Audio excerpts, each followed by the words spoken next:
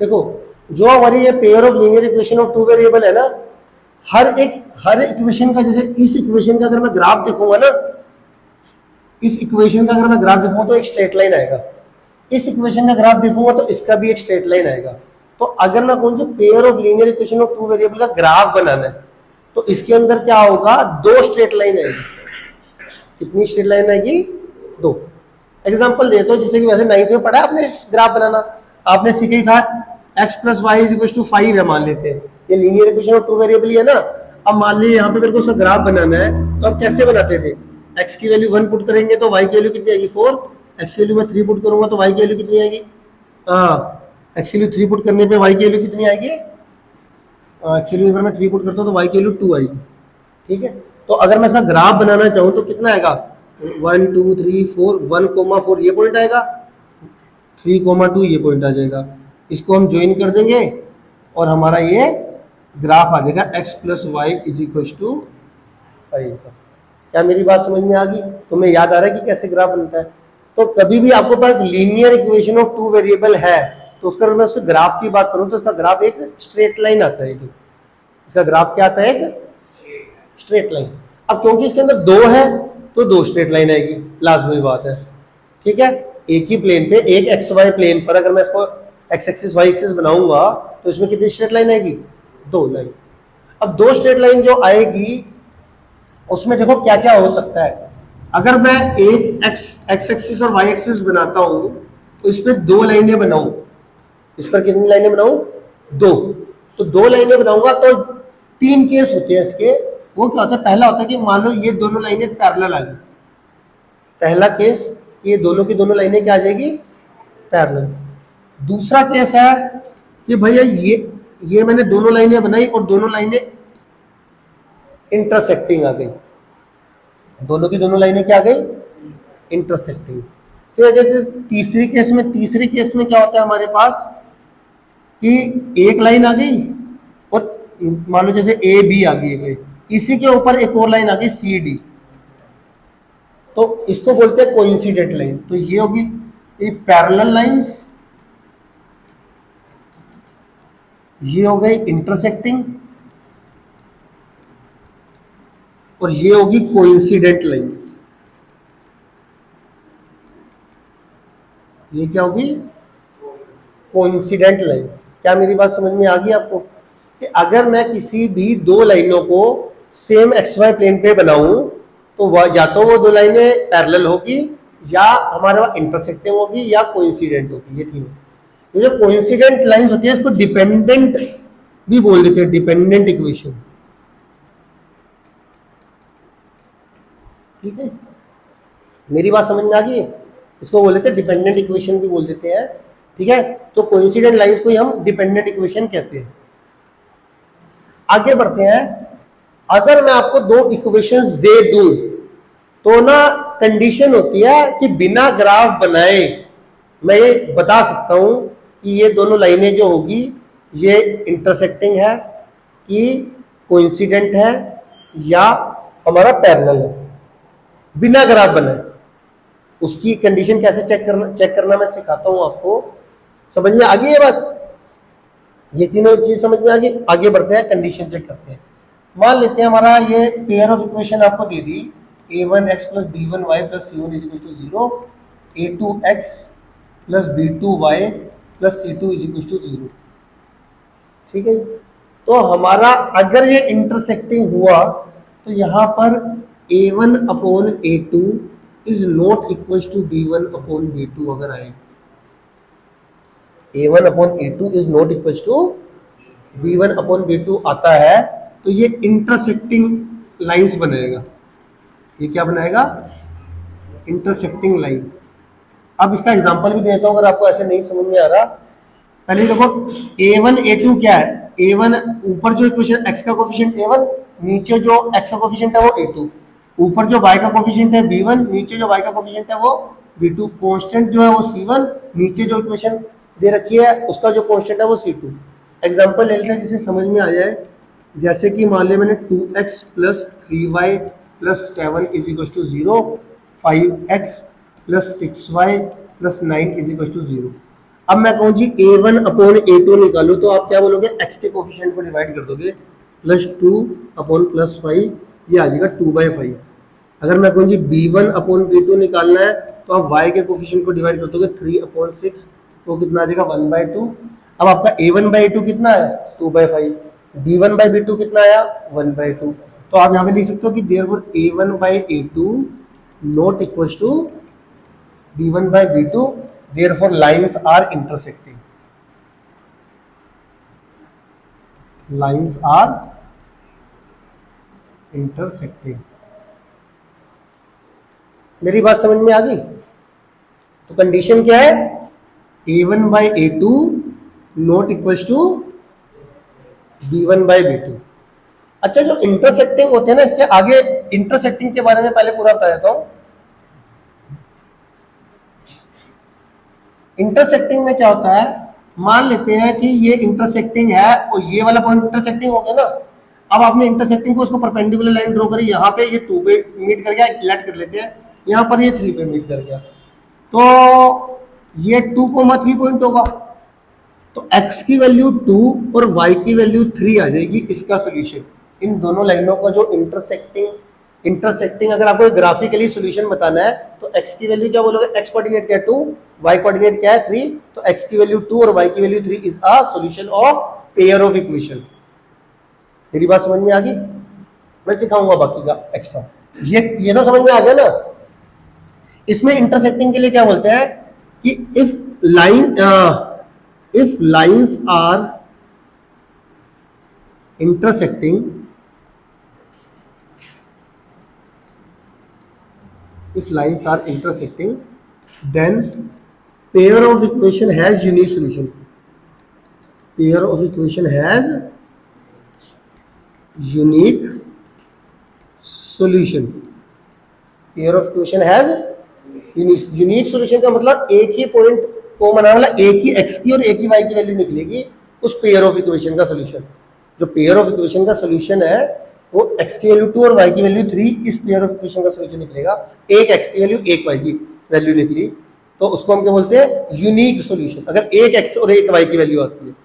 अब आप बोलोगे सर इससे ज्यादा भी आती है, ऐसे भी आते हैं कि इनफाइनाइट मेनी सॉल्यूशन आते हैं। वो किस में आते हैं वही मैं आपको बताता हूँ।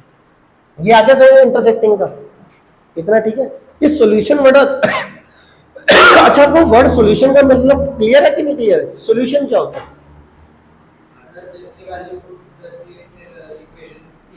जैसे x + y = 5 एक ही लाइन है। अगर मैं कहूँ जी x की वैल्यू 2 और y की वैल्यू 3 इस पॉइंट इस लाइन का सॉल्यूशन है, तो आप बोलोगे हाँ, क्योंकि x की वैल्यू 2 और y की वैल्यू 3 पुट करके ये इक्वेशन सेटिस्फाई हो रही है, ठीक है। अगर मैं इसका ग्राफ बनाऊं तो 2,3 इस लाइन के ऊपर जो 2,3 वाला पॉइंट होगा वो इस लाइन पे जरूर आ रहा होगा, x + y = 5। ये मैं वैसी एग्जांपल दे रहा हूँ। मान लेते हैं x + y = 5 का ग्राफ ये बनता है, तो 2,3 वाला जो पॉइंट है वो इस लाइन पर जरूर आ रहा होगा, क्योंकि 2,3 वाला जो पॉइंट है वो इस लाइन की इक्वेशन को सेटिस्फाई कर रहा है, मतलब LHS RHS के बराबर आ रहा है। तो 2,3 वाला जो पॉइंट हुआ वो इस लाइन के ऊपर आएगा जरूर। अच्छा जी, प्रैक्टिकल तरीके से समझो। जैसे कोई लाइन है, इस लाइन पे जितने भी पॉइंट हैं, जैसे ये 1 2 3 4 5 6 7, इस पॉइंट के, अब इस पॉइंट के कुछ ना कुछ तो कोऑर्डिनेट होंगे ना। अगर मैं इसको XY प्लेन पे बनाऊं तो जितने भी ये पॉइंट है ये सारे इस लाइन की इक्वेशन के सॉल्यूशन है। सॉल्यूशन का मतलब क्या होता है, देखो जैसे ये 2,3 में कह रहा हूं x + y = 5 का सॉल्यूशन है, तो 2,3 पॉइंट इस लाइन के ऊपर आ रहा होगा, सीधी सी बात है। अब जैसे मान लेता हूं ये मान लेता हूं ये 4,5 पॉइंट है, मैं कहूंगा क्या ये इस लाइन का सॉल्यूशन है? मैं कहूंगा नहीं है। पहली बात तो ग्राफिकली दिख रहा है ये पॉइंट इस लाइन के ऊपर नहीं आ रहा, और अगर फिर भी अगर आपको ग्राफ ना दिया हो तो x की वैल्यू 4 और y की वैल्यू 5 पुट करके देखो, 4 + 5 9, LHS not equal to RHS आ रहा है। आप ऐसे भी बोल सकते हो कि भाई ये इसका सोल्यूशन नहीं है, ठीक है जी। मेरी बात समझ में नहीं? सॉल्यूशन का मतलब क्या होता है पहले तो ये समझा। अब यहां पर इस चैप्टर में हम क्या डील कर रहे हैं, दो लाइनों का जो सॉल्यूशन है उसका क्या मतलब होता है।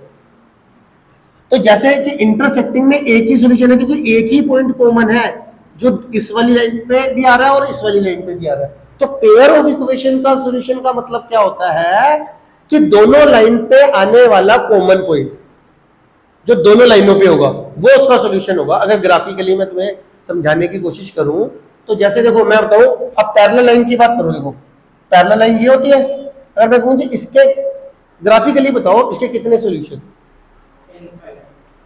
एक भी सॉल्यूशन नहीं है इसका। क्यों नहीं है? एक भी पॉइंट कॉमन नहीं है। पैरेलल तो है बट पैरेलल में आपको ग्राफिकली मैं दिखा रहा हूं क्या इन दोनों में कोई पॉइंट कॉमन है? नहीं है। तो आप बोलोगे इसका एक भी सॉल्यूशन नहीं है। No point common in parallel line, therefore no solution. तो पैरेलल लाइन में आप बोलोगे, कभी भी कोई भी लाइन पैरेलल आती है तो pair of equation has no solution, pair of equation has no solution. Intersecting में यूनिक सॉल्यूशन, इंटरसेक्टिंग में क्या आएंगे? Unique solution. ये इंटरसेक्टिंग हो गया। पैरेलल मैंने आपको बता दिया, पैरेलल में हमारा क्या था? No solution. ठीक है, इसमें एक भी पॉइंट कॉमन नहीं है। अच्छा, इसकी कंडीशन भी डिस्कस कर लेते हैं। अब क्योंकि डिस्कस कर ही है तो a1x plus b1y plus c1 a2x plus b2y plus c2 is equal to 0 आ गया। तो यहाँ पर क्या कंडीशन होती है? इसकी कंडीशन क्या होती है? a1 by a2 equals to b1 by b2 not equals to c1 by c2।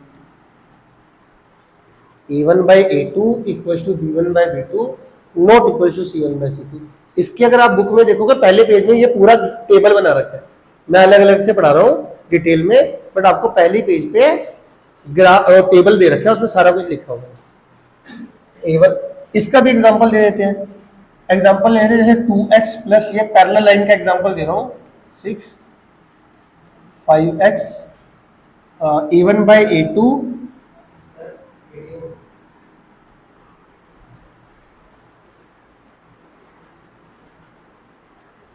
अब इसमें मान लो मैंने एग्जांपल देना है 4x plus 6y plus 9 is equal to 0।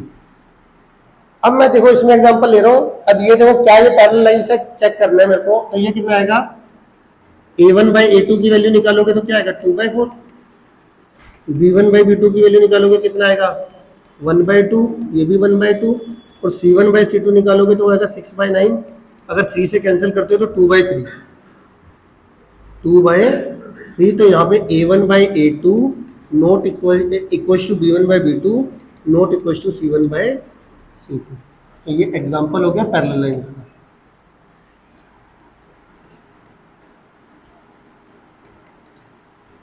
ठीक है, क्लियर है? इसमें a1 by a2 equal to b1 by b2 not equal to c1 by c2 आ गया। इसके बाद अगला ले लेते हैं। अगला है हमारा कौन सा? Coincident lines. कोइंसिडेंट लाइंस की अगर मैं बात करूं तो इसकी क्या कंडीशन होती है? a1 by a2 equals to b1 by b2 equals to c1 by c2। Example ले लेते हैं 2x plus 3y plus 5 is equal to 0। अब मान लो मुझे 1/2 रेशियो चाहिए, तो मैं सबको 2 से मल्टीप्लाई कर दूंगा, 2 से 4x प्लस 6y प्लस 10। तो अब देखो a1 बाई a2 निकालोगे तो कितना आ जाएगा? 2/4 1/2। b1 बाई b2 निकालोगे तो 3/6 1/2। और c1 बाई c2 निकालोगे तो 5/10, ये भी कितनी आ गई? 1/2। रेशियो बराबर आ गई। तो आप बोल दोगे a1 by a2 equals to b1 by b2 equals to c1 by c2। तो ये क्या हो जाएगी हमारी कोइंसिडेंट लाइंस। इस कोइंसिडेंट लाइंस के इनफाइनाइट नंबर ऑफ सॉल्यूशन होते हैं, इनफाइनाइट नंबर ऑफ सॉल्यूशन। अब ग्राफिकली देखो कैसे होते हैं। आपने ग्राफ बनाया, ये एक्स एक्सिस, ये वाई एक्सिस। अब कोइंसिडेंट लाइन ये एक लाइन ये होगी, इसी के ऊपर एक लाइन और ले लो ये डार्क करके, ठीक है, ये एम लाइन ले ली। अब इन दोनों लाइनों में कॉमन पॉइंट देखो कितने, आप बताओ कितने? इनफाइनाइट नंबर ऑफ पॉइंट्स है ना, इनमें infinite number of point common है ना, तो इसके इनफाइनाइटली मेनी सॉल्यूशन। तो अब ग्राफिकली समझो, अगर पेयर ऑफ इक्वेशन के सॉल्यूशन की बात हो जाए, इट मींस क्या होता है? इट मींस अगर इंटरसेक्टिंग है तो एक पॉइंट कॉमन, एक पॉइंट मतलब एक एक्स और एक वाई की वैल्यू।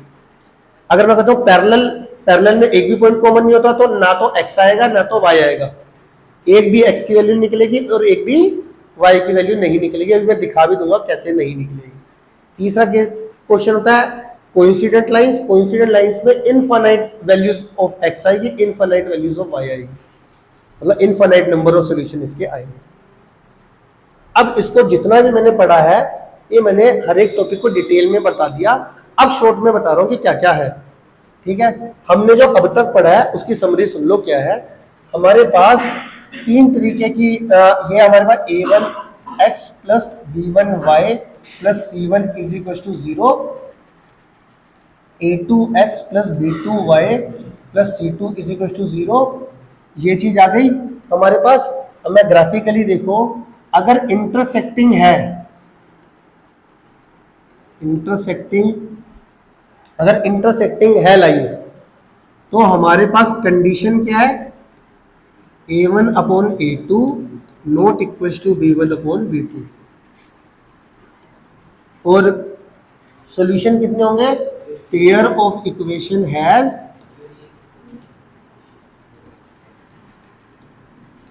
Unique solution. दूसरा हमारे पास पैरेलल लाइंस का था, पैरेलल लाइंस। फिर भी अगर आपने इसका एग्जांपल भी देना है, अब इसका एग्जांपल देना भी मैं आपको सिखा देता हूं कि कैसे देते हैं। इंटरसेक्टिंग आपको क्या पता है, a1 by 2 equal a1 by 2 not equal to b1 by 2, तो आपने ऐसे करना है जैसे 2x नीचे ले लिया 3x, इसकी रेशियो कितनी आएगी 2/3, दिख ही दिया आपको। अब अगली 2/3 नहीं आनी चाहिए, y के कोफिशिएंट का रेशियो क्योंकि नॉट इक्वल टू चाहिए ना, तो मैं ले लूंगा 4x और यहाँ पे ले लूंगा 4y और यहाँ पे ले लूंगा 7y। इसका रेशियो आएगा 2/3, इसका रेशियो आएगा 4/7, a1 by a2 नोट। अब कांस्टेंट कुछ भी ले लो 8 9। ये तरीका बता रहा हूँ कि हमें ऐसा करना है कि हमारी इक्वेशन में को इंटरसेक्टिंग का एग्जांपल दो, तो आप क्या करोगे, x के पहले x की टर्म लिख लेना और आप चेक कर लेना रेशियो कितनी है 2/3। अब जो y के कोफिशिएंट लिखोगे वो 2/3 नहीं आने चाहिए क्योंकि a1 by 2 not equal to b1 by b2 चाहिए, तो आप y के कोफिशिएंट ऐसे लिखना कि 2/3 रेशियो ना आए, तो मैंने 4 और 7 लिख लिया। अब इसका रेशियो होगा 2/3, इसका आ गया 4/7। अब हमारा ये इंटरसेक्टिंग का एग्जांपल बन गया। ऐसी अगर पैरेलल लाइंस की मैं बात करूं तो पैरेलल लाइंस में अगर मैं बात करूं तो पैरेलल लाइंस की कंडीशन क्या थी, a1 by a2 equals to b1 by b2 not equals to c1 by c2। अब इसका एग्जांपल लिखना सिखा रहा हूं, ये देखो पहली तो कुछ भी लिख लो जैसे 2x और 2, अब आपको a1 by a2 equals to b1 by b2 चाहिए ना, तो ये मैंने 2 से मल्टीप्लाई, इसका रेशियो करके कितना आएगा 1/2। अब अगला भी 1 करना है, जैसे मान लो 3x लिख लिया तो इसको भी 1/2 करने के लिए इधर 6 लिखना पड़ेगा आपको, तभी a1 by a2 equals to b1 by b2 आएगा। समझ रहे हो, इसकी जो रेशियो है वो सेम आनी चाहिए इसकी रेशियो पे। अगला करें not equals to c1 by c2, तो 1/2 रेशियो अब नहीं आनी चाहिए, तो मैं इधर लिख दूंगा 6, इधर लिख दूंगा 9, इसकी रेशियो करूंगा तो 2/3 आएगी, 6/9 कटिंग करके। अगर आपको फिर भी नहीं आ रहा तो आप ऐसे लिख दो 1 और यहाँ पे लिख दो 7 इक्वल्स टू 0। साथ के साथ ही आपको पता चल जाएगा ठीक है कि नहीं ठीक है। इसका 1/2, इसका 1/2, इसका 1, तो a1 by a2 आ गया आपका 1/2, b1 by 2 आ गया आपका 3 और c1 by c2 आ गया आपका 1/7। तो आपकी कंडीशन सेटिस्फाई होगी। अब आपको पता है ग्राफ के अकॉर्डिंग ये क्योंकि इंटरसेक्टिंग था तो इसका एक ही पॉइंट कॉमन है, तो मैंने यूनिक सॉल्यूशन बोल दिया। ये मेरा पैरेलल लाइंस है, पैरेलल लाइंस आपको पता है इसमें क्या होता है, एक भी पॉइंट कॉमन नहीं आता, तो आप बोलोगे pair of equation has no solution. और तीसरा हमारे पास क्या है, कोइंसिडेंट लाइन, कोइंसिडेंट लाइंस। ठीक है जी, कोइंसिडेंट लाइंस में क्या होता है हमारे पास, कोइंसिडेंट लाइन के कई बच्चों को स्पेलिंग नहीं आते, तो एक बार इसको थोड़ा साफ लिख देता हूं।